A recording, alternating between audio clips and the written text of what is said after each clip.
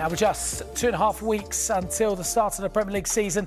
The transfer window is in full flow, isn't it, James Savundra? I'm pleased you're joining me to discuss all the latest news. And, I mean, what's huge news to start with? Granit Xhaka on his way to Sunderland. Very eye-catching, this deal, isn't it? Sunderland have really pushed, and they've got their man. We understand the fee is £13 million plus £4 million in add-ons, a significant fee, you'd say, for a 32-year-old who's also going to sign a 3-year contract. Sunderland confirming that deal and that fee with Bayer Leverkusen today. Now, Sunderland upped their total offer by £7 million to get this deal done. They really wanted to bring in Granit Xhaka, all that experience, to get them into the Premier League and keep them in the Premier League. They're there now, but it's been a long time away. They need to stay there, and someone like Xhaka can really help them. What is fascinating about this is he left Arsenal 2 years ago. He had a really successful spell there, wanted to head to Bayer Leverkusen, had 2 really successful seasons there.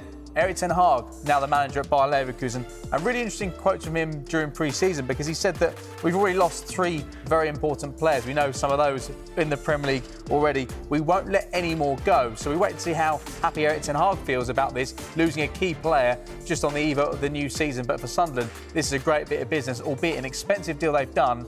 But I think they'll feel vindicated if they remain a Premier League club, if Granit Xhaka plays a role in keeping them there. Yeah, they need that experience in the midfield. What a remarkable deal. Again, surprising considering Ten Hag's comments. Didn't want to let him go, but looks set to join Sunderland. Now, 2 England internationals, James, might be heading to Serie A and with Napoli. Who are they? Yeah, Napoli are after a winger. They've been looking at Alejandro Garnacho in the past. These are 2 players that could be potentially on their way to Italy, but they're on the list, but not quite the priority players. Jack Grealish and Raheem Sterling. According to Sky in Italy, they're on the list of alternative wingers that Napoli are looking at in this transfer window. They're not the priority signings for them, but I think later on down the window, we could see moves for these 2 players, because they've clearly got very limited options at their current club.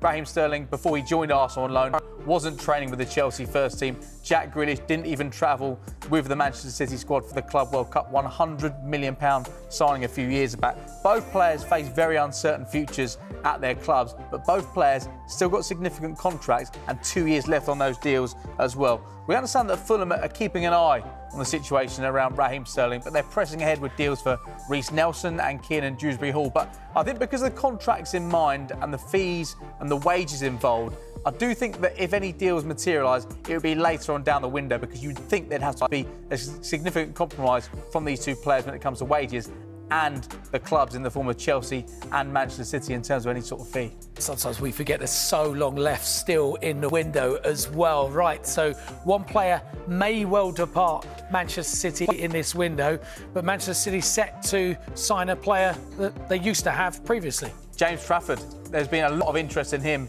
this season, considering what he did last season in a Burnley shirt. 27 clean sheets. They barely conceded a goal over the course of 46 matches in the Championship. So hot property. Newcastle wanted him. They agreed a deal with Burnley to buy him, but because Manchester City inserted a clause in his contract with the buyback, it means they're going to pay £27 million to re-sign him. He's set to begin his medical today at Manchester City. So another blow for Newcastle. They were powerless with this, because they could have paid no matter what they wanted, but because of that clause in the contract, he's heading back to Manchester City, which sets up a really interesting situation. Ederson, he has been injury prone over the course of the last few seasons. Stefan Ortega stepped in on a number of occasions. He's expected to leave, Ortega, but no deal is close right now, so you could have 3 premium goalkeepers at City for pre-season. But what is going to be fascinating, who is going to be that City number 1 at the start of the new campaign? Will it be the youngster? Will it be the decorated Ederson, who's won so many trophies for Manchester City, but he's always been linked away over the course of the last few seasons? So that is going to be fascinating. James Trafford returning to Manchester City. You're our fancy Premier League guru, so I'll be asking you that question on the eve of the start of the season, because City's number 1 might be something that fans might be looking at. Now, Liverpool. Loads to talk about Liverpool. They've been so busy in the transfer window. Luis Diaz, on his way out. What's the latest? He is, and this is really interesting, because over the course of the last few weeks, we've been briefed strongly that Luis Diaz is not for sale, but he is now expected to leave their pre-season tour in Tokyo right now and complete a move to Bayern Munich. The clubs have agreed a deal worth £65.5 million for a player who had 2 years left in his contract, 28 years of age. Liverpool had made clear to Bayern Munich that he was not for sale this summer, but they've reluctantly accepted this offer because they feel they've received full market value.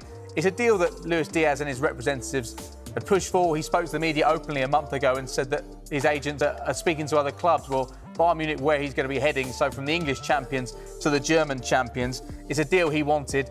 I think Liverpool, because of the situation, they couldn't tie him down to a new contract. We understand this broke over the course of the last 24 hours or so. Liverpool had pushed to try and extend his contract beyond those 2 years, but he was in that situation whereby he'd have gone for free in 2 years' time. They wouldn't have got that fee, around £65 million next summer. So reluctantly, after having his best season in a Liverpool shirt, he's set to head to Bayern Munich. That's huge money as well for Luis Diaz, 28-year-old. Now, knock-on effect to a certain player and a certain striker we've been talking about all transfer window, likely going to continue to talk about. Alexander Isak, what's that mean for Liverpool's pursuit of the striker? Well, a lot of people talk about how much money Liverpool have spent in this transfer window. It's nearly £300 million. But when you look at the amount that they have brought in player sales over the course of the last two summer transfer windows and in January, £190 million. So that man, Alexander Isak, perhaps this becomes more realistic, bringing in money from Luis Diaz, because we understand that whilst Hugo Ekitike has come in, there is still that massive interest in Alexander Isak, and you can understand why. As for Isak himself, he's told Newcastle he wants to explore his options in this transfer window. So we wait to see if that interest that Liverpool still have materialises in a bid, because we know they contacted Newcastle. Newcastle made clear not for sale. You've heard the figures, 120, 150 million pound. We wait to see what happens, especially if he makes clear he wants to leave Newcastle. At the same time, Newcastle clearly doing their due diligence and looking at options if Alexander Isak is to depart. One of those players, Benjamin Sesko, of course, Arsenal held an interest. Manchester United have an interest, but I don't think they can do a deal for Benjamin Sesko right now. And what we understand is that RB Leipzig are looking at that fee that Liverpool paid for Hugo Ekitike, which is worth up to £79 million, and they're going to use that as a benchmark in this transfer window if he's to leave, because they've told him you can depart. They're not playing in the Champions League next season, but clearly they want the fee for a player who's got an enormously high ceiling. And you can understand why most clubs in the Premier League, most clubs in Europe would want Benjamin Sesko because of the level that he can reach one day. But that looks like that's going to be the sort of price that Newcastle or other clubs may have to pay. They want to do a deal around £79 million. That's the benchmark they're looking at right now if Benjamin Sesko is to join a club this summer. 22 years old, I'm sure we'll hear more about him as well. Look, finally, interesting story emerging from Everton today. We know about Everton's financial struggles in the past, but they're having struggles in the market this summer. Yeah, and really interesting to hear David Moyes be so open about this. He spoke to The Athletic saying really good players have turned down Everton. He also said he wants 10 signings in total this summer, which seems like a lot, but when you consider the number of players that departed in the summer with their contracts expiring, the likes of Dominic Calvert-Lewin, I think they were really pleased to sign a number of players on new terms for this season and beyond, the likes of Seamus Coleman, the likes of Idrissa Gueye as well. But so far, it's just Tierno Barry who signed it as a senior player, £27 million, as a player that will come in and start matches. Of course, they've signed Mark Travers as well from Bournemouth. Charlie Alcaraz has signed, that loan has become permanent now. But it's a really interesting situation for Everton, and David Moyes clearly very frustrated the fact that players that aren't wanting to join Everton, this new project there with David Moyes back at the helm, a brand new stadium. You think all the enthusiasm around the new season in this new stadium, which looks incredible. Well, the fact is they lost 3-0 to Bournemouth. They lost to Preston, I think, last week as well. And they're struggling to sign players. So worrying times with just a couple of weeks ago before the start of the season for Everton.